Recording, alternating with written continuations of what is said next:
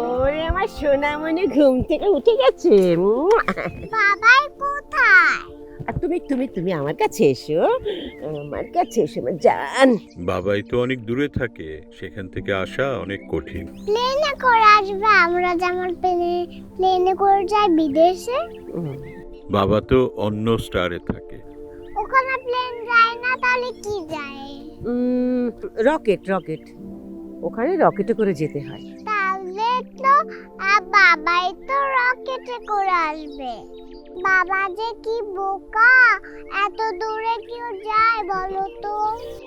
আল্লাহকে বলো যে আমাকে ওখানে পাঠিয়ে দিতে, আমার অনেক কান্না পাচ্ছে। না না রে শোনা, না কখনো না, কখনো আমরা কোথাও যাব না।